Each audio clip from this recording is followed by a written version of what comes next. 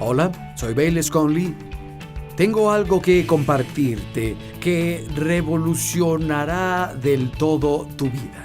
Cambiará todo espiritualmente, te dará respuestas que parecen inalcanzables. Bueno, ¿por qué no te sientas conmigo a estudiar la palabra juntos?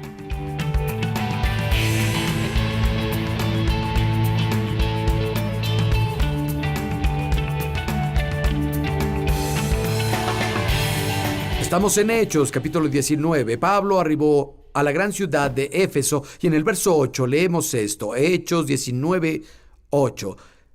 Entró a la sinagoga y habló con valentía durante 3 meses. Razonaba y persuadía acerca de las cosas del reino de Dios, pero algunos se negaron obstinadamente a creer y hablaban mal del camino ante la multitud. Se alejó de ellos y formó un grupo con los discípulos y a diario debatía en la escuela de Tirano. Esto continuó por 2 años. Todos los que vivían en Asia escucharon la palabra del Señor, tanto judíos como griegos.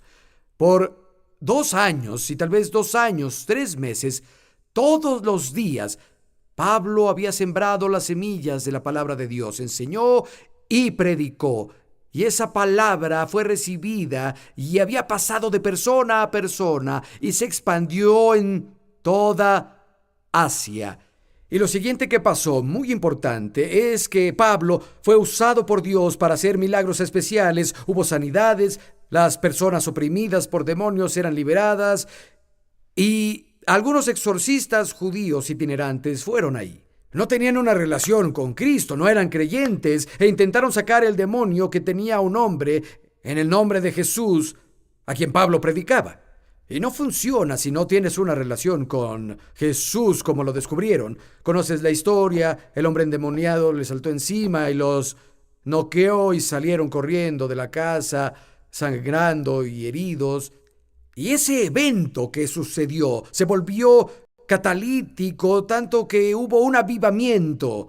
Todo el mundo se enteró, el temor de Dios cayó en la ciudad y las personas comenzaron a salir en público y a confesar sus pecados, a quemar sus utensilios de brujería y hubo un avivamiento que sacudió a la ciudad. ¿Sabes? Todo lo que pasó puedes rastrearlo hasta el evento catalítico con los hijos de Seba. Eso surgió de algo anterior a eso. Todo lo que pasó surgió de esas semillas de 2 años y 3 meses de enseñar y predicar la palabra. Esa fue la base del avivamiento, las liberaciones, las sanidades surgieron, que las personas hicieran una confesión pública de lo que hacían y dieran sus corazones a Cristo. Todo surgió por sembrar la palabra de Dios. Se resume, disculpen, en el verso 20, vayan conmigo, por favor. Así la palabra del Señor crecía poderosa y prevalecía. Prevaleció en los corazones y las vidas de las personas. Creció en poder y prevaleció sobre la brujería. Creció en poder y prevaleció sobre lo oculto. Creció en poder y prevaleció sobre la cultura pagana. Creció en poder y prevaleció sobre el pecado y sobre los corazones de las personas que estaban en la oscuridad, y la luz más grande los envolvió. Y hoy quiero hablarles sobre la palabra que prevalece. Vayan conmigo, por favor, a 1 Corintios, 3 capítulo. Pablo le escribe a los creyentes de la ciudad de Corinto. 1 Corintios, capítulo 3, verso 6. Dice, yo planté, Apolo regó, pero Dios dio el crecimiento, o Dios lo hizo crecer. Tanto Pablo como Apolo eran maestros de la palabra. Cuando Pablo enseñó la palabra en Corinto, como hizo cuando leímos en Efesios, estaba plantando. Apolo vino mucho después, reforzó la verdad, enseñó más la palabra y eso se consideró como regar. Lo escucharon y lo escucharon de nuevo. Estaba plantando, le echaron agua y gracias a que fue plantado, a que fue regado, Dios pudo hacerlo crecer. Y en el verso 9, vayan conmigo, dice, somos el campo de Dios, somos colaboradores de Dios y ustedes son el campo de cultivo, son el edificio de Dios, son el campo de Dios. Unas traducciones dicen son el jardín de Dios y una traducción dice son el campo de Dios para plantarse. ¿Cuál es la semilla? La palabra de Dios. Primera de Pedro 1:23, no nacimos de nuevo de semilla perecedera, sino de incorruptible, la palabra de Dios que vive y prevalece para siempre. Pablo finalmente sembró la semilla de la palabra de Dios. Jesús mismo habló mucho sobre este principio de que la palabra de Dios era una semilla y que debía sembrarse en nuestros corazones. Vayan conmigo al Evangelio de Marcos, capítulo 4. Marcos, capítulo 4. Jesús estaba terminando la parábola del sembrador. Un hombre había echado semilla en el campo. Algunas cayeron en terreno rocoso, otras entre espinas, otras en buena tierra. Algunas se las llevaban las aves, algunas crecían en las espinas y las asfixiaban. Algunas trajeron mucha cosecha. Y luego explica el significado de la parábola a sus discípulos. Y vamos al verso 14. Dice, el sembrador siembra la palabra. Vayan conmigo al verso 26. Jesús dijo, el reino de Dios se parece a quien esparce una semilla en la tierra. Ya sea que duerma o esté despierto de día, la semilla brota y crece y él no sabe cómo. La tierra da fruto por sí sola. Primero el tallo, luego la espiga y después el grano lleno en la espiga. Y cuando está maduro se mete la hoz, pues ha llegado el tiempo de la cosecha. Eso nos dice que la palabra de Dios trabaja aparte de nuestro entendimiento. No puedo explicarles cómo si buscan primero el reino de Dios, Dios les dará todas las demás cosas que quieren por añadidura, pero sé que funciona.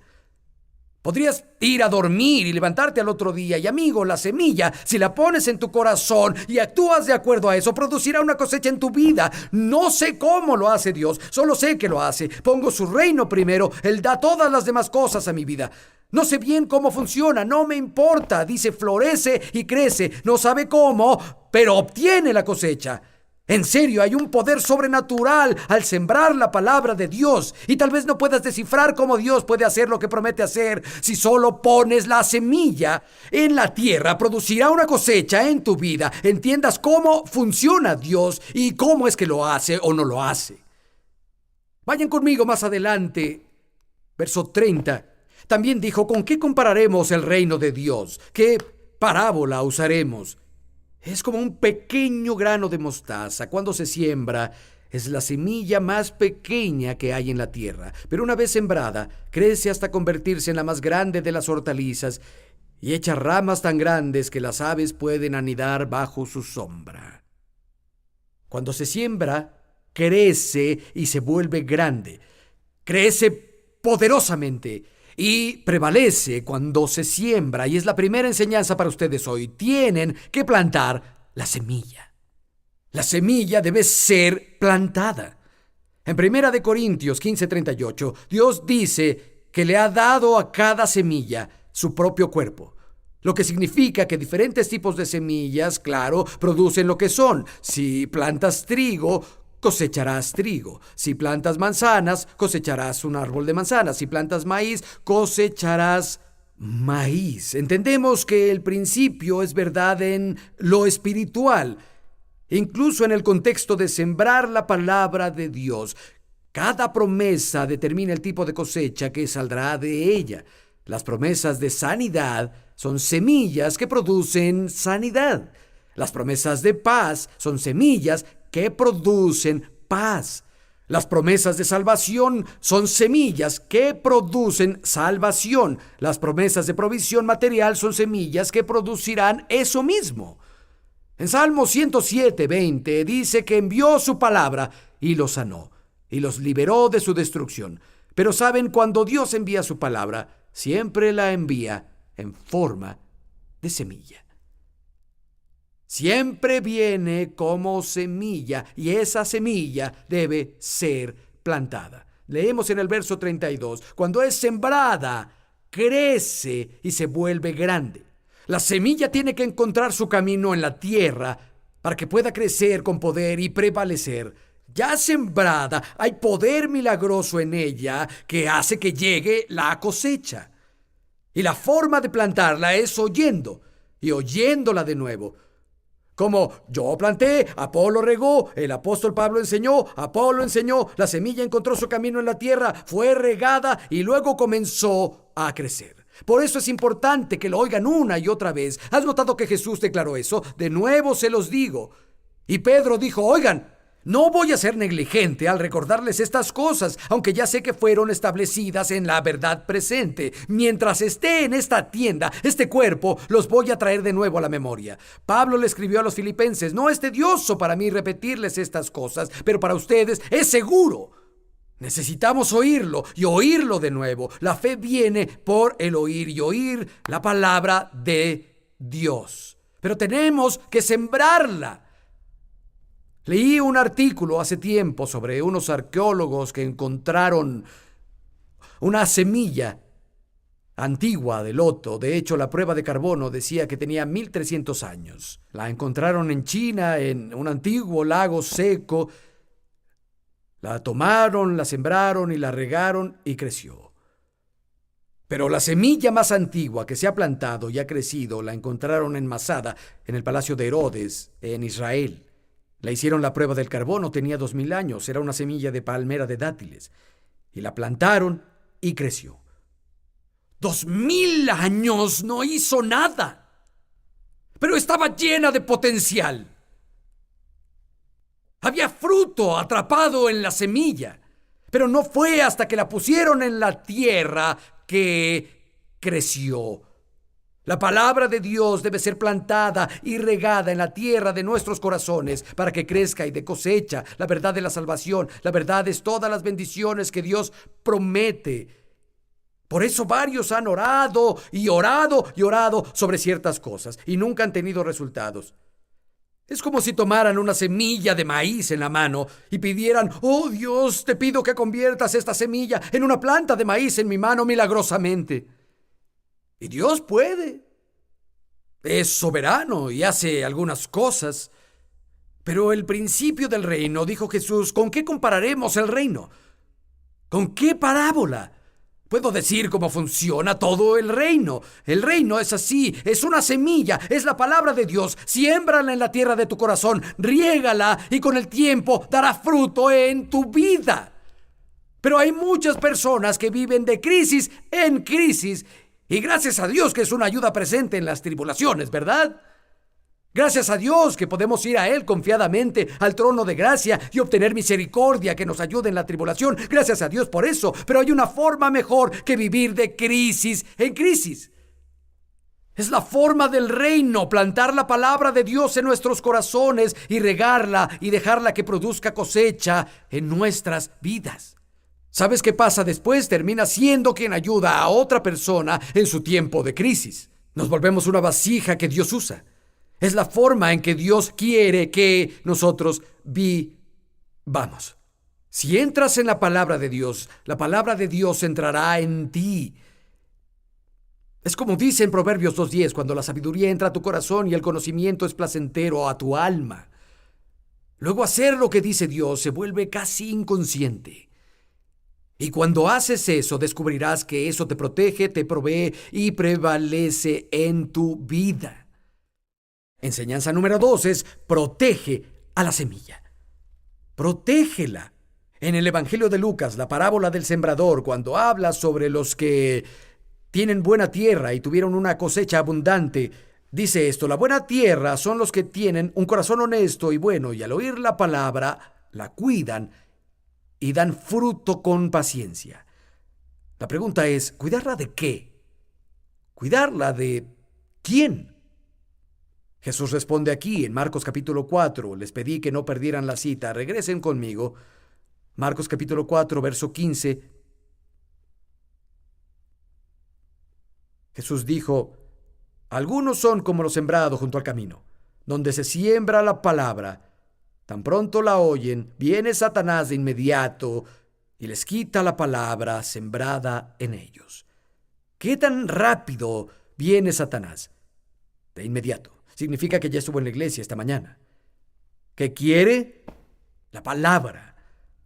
Porque sabe que si cuidas la semilla, podría crecer y prevalecería y ya no podrá tocar tu vida. Lo que puede darle ventaja es que te quite la semilla de la palabra de tu vida para que no crezca y no tendrá problemas. Pero si crece, prevalece y producirá cosecha de lo que promete y habla. Él va tras la semilla de la palabra y por eso debemos cuidarla. Y sigue, vamos al verso 16. Otros son como lo sembrado en terreno pedregoso. Cuando oyen la palabra, enseguida la reciben con alegría. Pero como no tienen raíz, dura poco tiempo. Pero cuando surgen problemas o persecución a causa de la palabra, de inmediato la pierden. Nota, la tribulación, el problema, la persecución se levantan por la palabra. Están diseñados para arrancar la palabra de tu vida. Y pueden ser herramientas que el diablo usa para sacar la palabra de Dios de la vida de las personas. Escuchen el mensaje, se emocionan por él y de pronto viene la presión o la persecución y sienten la tentación de soltar la verdad que acaban de aceptar. Y luego sigue en el verso 18. Otros son como lo sembrado entre espinos. Ellos oyen la palabra, pero los afanes de este mundo, el engaño de las riquezas y los malos deseos entran hasta ahogar la palabra, de modo que ésta no da fruto. Los afanes de este mundo, el engaño de las riquezas, etcétera, son representados por espinas. Quiero que notes que las espinas crecen en la misma tierra que la palabra de Dios, en los corazones y las vidas de las personas. Pero las espinas comienzan como semillas también.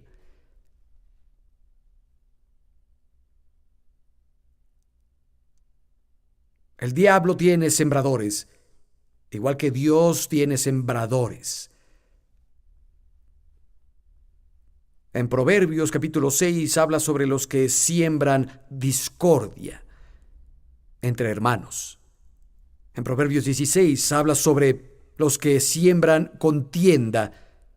En el Nuevo Testamento, en Hebreos 12, nos dice que tengamos cuidado de no guardar una raíz de amargura en nuestro corazón y que nos perturbe y afecte a toda la iglesia. Escuchen, las raíces comienzan de semillas también. ¿Cuáles son las semillas que producen esas cosas? Las palabras. Como la palabra de Dios produce un tipo de cosecha que queremos, necesitamos guardar nuestros corazones de hablar el tipo malo de palabras, de palabra de crítica, de chismes. Si escuchas y guardas ese tipo de palabras, caen como semillas en la tierra de tu vida y eventualmente producirán cosecha. Aquí Marcos habla sobre la ansiedad, afanes, engaño de las riquezas y los deseos de otras cosas ahogan la palabra de Dios. Hay que tener cuidado y guardar nuestro corazón con respecto a lo que permitimos crecer. ¿Cómo crece tu jardín? ¿Lo has revisado en estos días? Porque hay cosas que tienen el potencial de ahogar el fruto de la palabra de Dios en tu vida. Y conforme afirmamos nuestra fe en su palabra, es una forma de proteger nuestra semilla mientras ésta está creciendo. Y claro, de nuevo, tenemos que estar vigilantes a lo que permitimos que eche raíces y crezca en el corazón, porque hay cosas que pueden ahogar la palabra de Dios y detener la cosecha que está diseñada especialmente para nosotros. Quiero que vayan conmigo a la Segunda de Reyes, capítulo 11. Es un evento histórico que tiene una gran lección para nosotros con una parábola. Segunda de Reyes 11, verso 1. Segunda de Reyes 11, 1. Dice, cuando Atalía, madre de Ocosías, vio que su hijo había muerto, tomó medidas para eliminar a toda la familia real. El rey ha muerto, su madre mata a todos sus hijos. Algunas traducciones dicen que Atalía se levantó y destruyó toda la semilla real. Creo que otra versión dice que destruyó toda la semilla de reyes.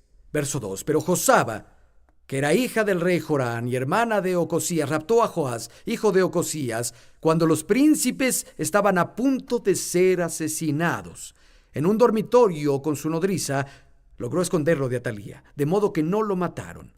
6 años estuvo Joás escondido en el templo del Señor, mientras Atalía reinaba en el país. En el 7º año, el sacerdote Joiada mandó llamar a los capitanes, a los quereteos y a los guardias para que se presentaran en el templo del Señor, e hizo un pacto con ellos. Y les tomó juramento en el templo. Y luego les mostró al hijo del rey. Y se pone mejor y mejor. Vamos al verso 12. Sacó al hijo del rey y le puso la corona y le entregó una copia del pacto, y luego lo ungieron y todos aplaudieron gritando: ¡Viva el rey! Cuando Atalía oyó la gritería de los guardias y de la tropa, fue al templo del Señor.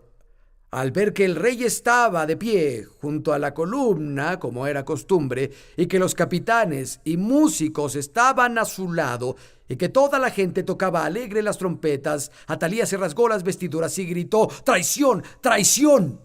Pero era tarde para ella. La arrastraron al corral del caballo y la mataron.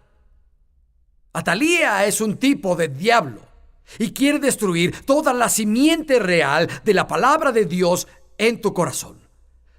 Pero me encanta esta historia. Tomaron al hijo del rey, tomaron una semilla real y lo escondieron en una cámara interna, y estuvo ahí por 6 años y estaba creciendo, tranquilo, creciendo, en secreto, creciendo más y más y más. Y mientras, en el verso 3, dice que Atalía reinó sobre la tierra. Parece que el diablo tiene ganas de ganar en tu vida. Tal vez la enfermedad parece gobernar y reinar. Tal vez es la situación económica o el problema en tu familia o ese hábito o lo que sea, y parece que estás atrapado. Amigo, si tomas la semilla real de la palabra de Dios y la escondes en tu corazón y la dejas crecer y dejas crecer, muy pronto estarás de pie y prevalecerás en el nombre de Jesús. ¿Y sabes qué? Los días de Atalía se terminarán. Gritará: ¡Traición! ¡Traición! Esto no es lo que quería. Pensé que había matado a los reyes. No, dejaste a uno, Atalía. Y una semilla de la palabra de Dios puede cambiar tu vida si la pones en la tierra de tu corazón y la proteges y no dejas que el diablo la robe. No dejas que el diablo la tenga. Puede cambiarlo todo.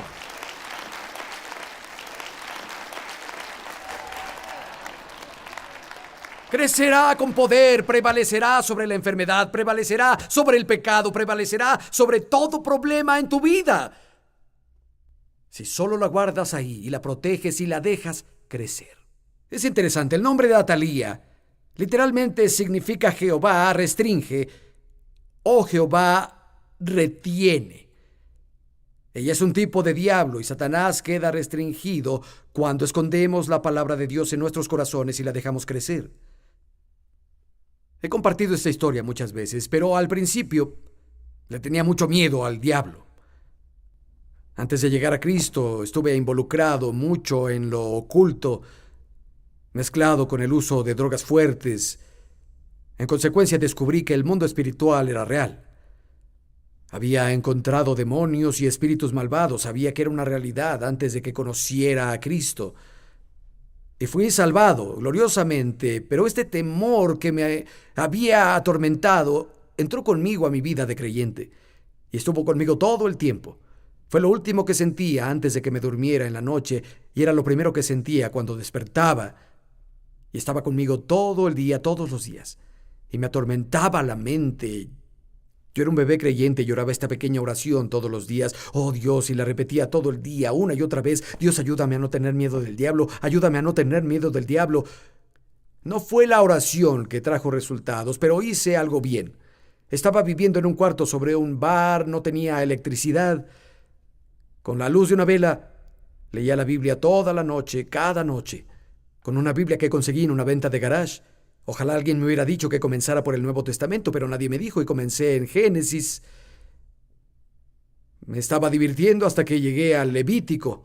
Me atoré un poco ahí con las medidas y se me dificultaron las genealogías, pero seguí avanzando y subrayaba todo lo que decía, lo grande que era Dios y qué podía hacer, y había subrayado y subrayado y subrayado. Espero que Dios pueda hacer esto, Dios es grandioso. Subrayaba. Y todos los días, todas las noches leía la palabra. Tal vez fue 3 meses después cuando me di cuenta un día de que ya no estaba. No había nada alrededor. Me di cuenta de que el temor que me perseguía y me atormentaba ya no estaba. Había estado ahí 36 años y no ha vuelto desde ese día.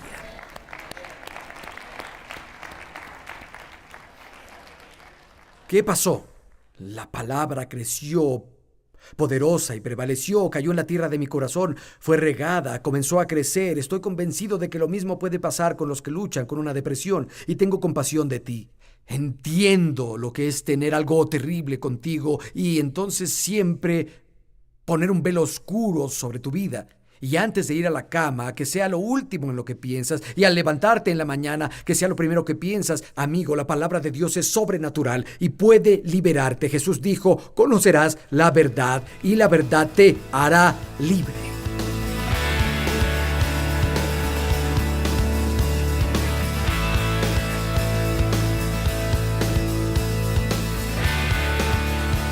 La palabra de Dios sí cambia las cosas.